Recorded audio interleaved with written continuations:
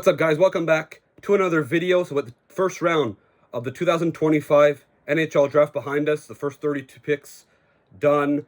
I'm going to give my impressions on each pick. Obviously, it was very long, so I couldn't really do a video just following the draft. I have to do it here this morning because, let's be honest, I don't really like the new format. I think that the fact that the players had to go talk to their managers, and sometimes they had technical difficulties that just slowed down the thing. The concept was still interesting, but let's just pray that next season they're going to bring it back to the regular format. So we're going to kind of have a look here at the full draft order in order to give you an idea of how this went. So the Islanders took Matthew Schaefer first overall. The Sharks took Michael Misa second. The Blackhawks took Anton Frandel third. The Mammoth took Caleb Desnoyers fourth. The Predators took Brady Martin fifth, who didn't attend the draft because he was still working on his family farm. Porter Martone went 6th to Philadelphia. James Higgins went 7 to Boston. Jake O'Brien went 8 to Seattle. Radim Murka went 9th to Buffalo. Roger McQueen went 10th to Anaheim. Benjamin Kindle went 11 to Pittsburgh. Jack Nesbitt went 12th to Philadelphia. Carter Bear went 13th to Detroit. Jackson Smith went 14th to Columbus. Braden Coots went 15th to Vancouver. Victor Eichel went 16th to the Islanders. Same thing with Kashel Edson to 17 to New York. Obviously, two guys that were part of that were drafted with the picks that they got from Noah Dobson. Cole Reshny went 18th to Calgary. Zdenka Bono went 19th to St. Louis. Pyotr Andrianov went 20th to Columbus. Cameron Reed went 21st to Nashville. Bill Zonin went 22nd to Pittsburgh. Logan Hensler was 23rd to Ottawa. William Horkoff went 24th to the Penguins. Vaclav Nestrasol went 25th to Chicago. Riker Lee went 26th to Nashville. Lyndon Lakovich went 27th to Washington. Sacho Boumedian went 28th to Winnipeg. Mason West went 29th to Chicago. Joshua Ravensburger went 30th to San Jose. Henry Bustevich went 31st to LA. And finally, Cullen Potter went 32nd to the Calgary Flames. We're going to have a look now, and I'm going to give my opinions on every single pick. Things off, number one with the Islanders, Matthew Schaefer. Obviously, when you trade a guy like Noah Dobson, who's only 25 years old, he's their top defenseman. They were going to replace him. In my previous mock draft that I made a few days ago actually, I had Michael Misa going first, but as soon as Dobson got traded, I pretty much figured that they'd go with Schaefer. Obviously, Schaefer's going to be, I think, a better player than Noah Dobson down the road. I think he's going to be probably a top 5 defenseman in all of hockey, so in my opinion, an excellent pick there. For San Jose, taking Michael Misa, I think that's once again, obviously, when Schaefer was off the board, Misa was the best player available. He's going to make an amazing 1-2 punch with Celebrini. He'll probably be the second-line center, and then you're going to be able to put Will Smith on the wing, and you also have William Eklund. The San Jose Sharks forward group is looking scary. Anton Frandel to Chicago, I think, is a pretty good pick. They need a bit more size up front. A guy that, is able to lay the body, obviously, is a very talented scorer. He probably has the best shot in this draft. So for Chicago, it was a no-brainer. There were other good options they could have taken as well, but I think Frandel was, the best player available there, I guess. Number 4, Caleb Desnoyers to Utah. Obviously, there were rumors that the Islanders would try to trade up to 4th overall, probably using 16th, 17th overall pick. That did not happen. In my opinion, Utah made the right decision. I don't really find it was worth moving down, considering that the draft wasn't that deep, and getting a guy like Caleb Desnoyers, that in my opinion is going to be an excellent center. It's going to make an excellent center duo with Logan Cooley. Logan Cooley's going to be more of the offensive centerman, and Desnoyers is probably going to be playing the bigger, toughest matchups. And obviously, he's going to be able to contribute, getting 60, 70-plus points. So in my opinion, a terrific pick there for Utah, even though they didn't pronounce his name. Probably said like Deone or something like that. Ouch. After that, Brady Martin 5th to Nashville. Brady Martin, I think, is a good prospect. But considering Nashville they have a lot of good middle 6 caliber forwards that could maybe be, but they don't really have any of that elite level prospects. And I think Brady Martin, even though he's very good, and I think he could maybe become a Sam Bennett, which I think is very valuable for an NHL team, I just don't find that. I think Nashville could have done better with this pick. I think Martin is a projectable player, but again, need more upside in there. So I think I would have gone for like a Martone or a Higgins if I were them, considering that I think that they need more high upside, especially on a season where they had such a bad year. I don't really expect them to be back with a top 5 pick next year unless it gets worse for them. Number 6, Porter Martone to Philadelphia. I think it's a pretty good pick. Obviously, they just acquired Trevor Zegras, a smaller player. You also have Matvei Michkov. Travis Konecny's not the biggest body, even though he plays bigger. I think Martone's an excellent fit for Philadelphia. I don't really know if he'll become a power forward, but in Philadelphia, there's a good chance. So I think for Philadelphia, he fits perfectly with what they have and what they need. and an excellent pick there. James Higgins goes to 7th, announced by Adam Sandler. That's a pretty, obviously, he was projected to be first overall pick going into the year. He slid a little bit. I think at 7 overall, Boston gets an excellent pick there. The Islanders obviously are a bit disappointed they don't move up to get him, but it is what it is. I don't think Boston would have been smart to trade down either, so I think for Boston it was a no-brainer. Jake O'Brien goes to 8 to Seattle. In my opinion, probably the best player available at that spot. However, considering Seattle, they have so many young centers in their organization. Shane Wright, Matty Beniers. The interruptions I was saying, yeah, the Kraken just have so many center players, young centers in the organization, right? Beniers, Catton. They have a lot of centers already on the roster as well. It's just, I think O'Brien was the best player available at this spot. However, they don't really have much coming in the pipeline on defense or on the wings.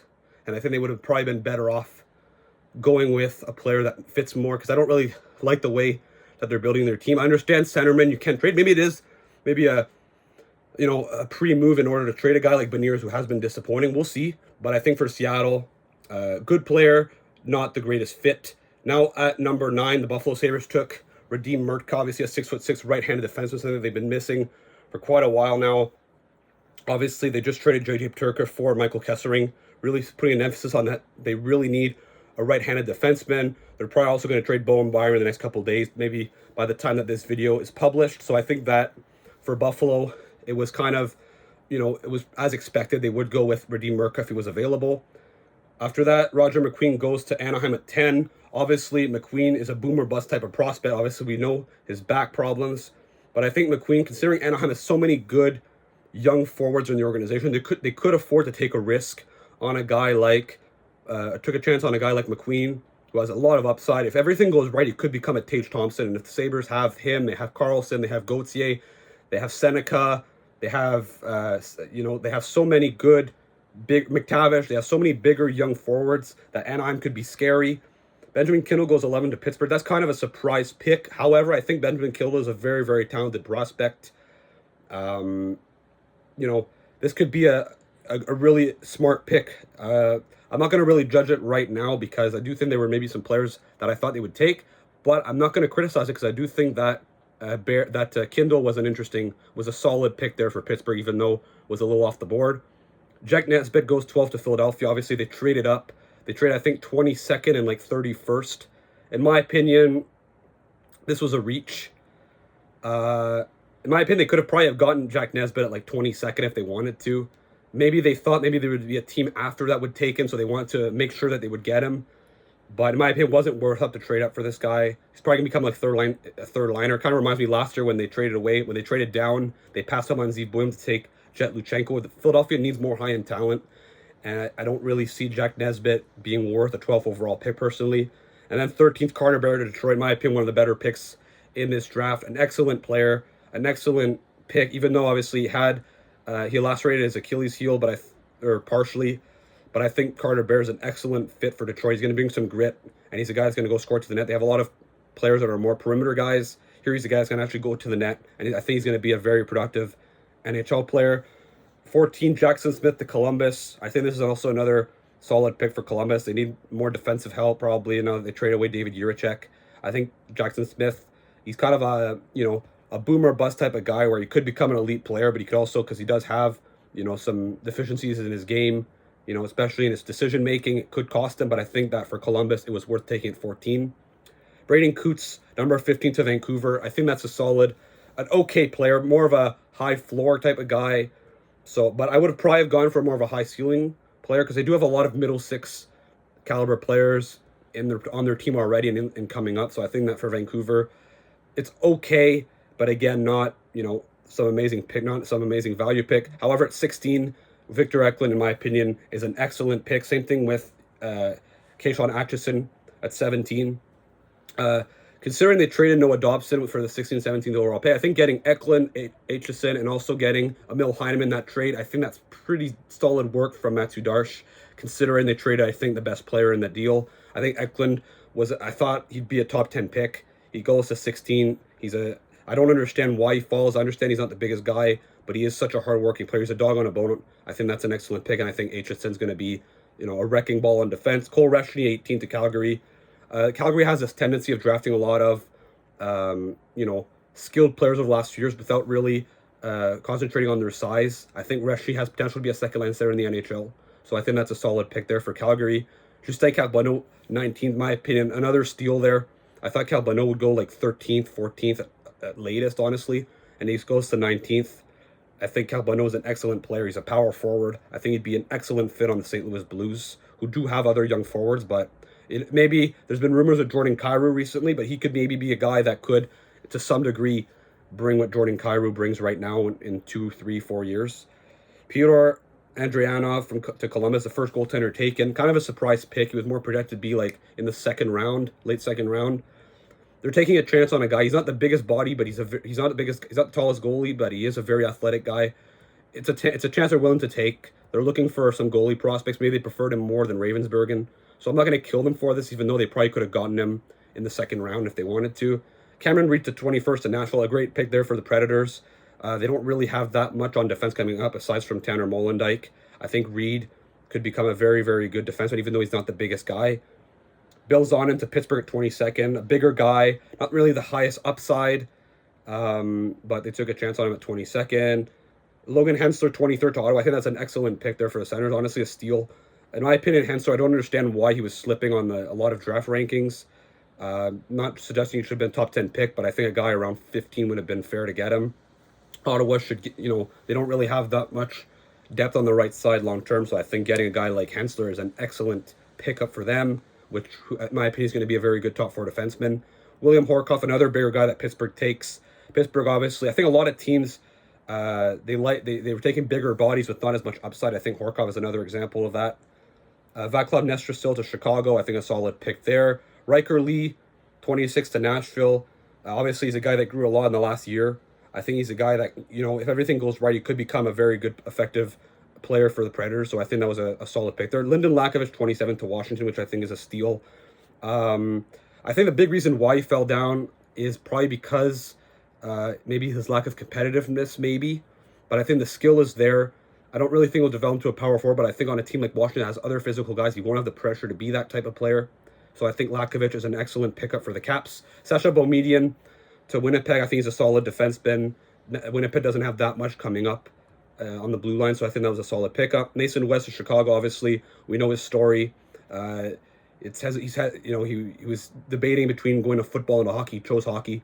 I think that a 6'6" body, Chicago has a lot of smaller forwards. It makes total sense. Joshua Ravensbergen, who is by most viewed as the best goalie in the draft. Obviously, he catches with the right hand. For now, I think he's a very good goalie prospect, and he's worth being picked 30th overall. But it was surprising with San Jose, considering they already have Askarov in the system. But eventually they might be. Ravensbergen's going to take another 4, 5, 6 years before he's ready to play in the NHL. So they're buying some time. And worst case scenario, they can trade him in a package. Best player available. I think that was fine. Henry Bustevich to LA. Also another bit of a surprise, considering that LA already has a lot of younger right-handed defensemen. But again, he's probably like 2 or 3 years away still. So, he could be a guy that they trade. And then finally, Cullen Potter, 32nd to Calgary, in my opinion, an excellent pick. Another example of Calgary taking a bit of a smaller guy with a lot of upside. I think Potter, one of the better skaters in the draft. An excellent pickup for Calgary that could, if everything goes right, become a second liner for them. So I think Calgary did an excellent job in this draft getting Reshny and Potter. Those are my opinions, my takes on all the draft picks here in the first round. Let me know in the comments, who are the winners and the losers? Are there players that you think should have gone higher, that should have gone lower? Are there players that weren't selected that should have gone in the first round? Let me know there. Don't forget to check out the videos that will be coming out in the coming days and coming weeks as we cover all of the off-season content. Don't forget to like and subscribe, and I'll see you again for another video. Ciao!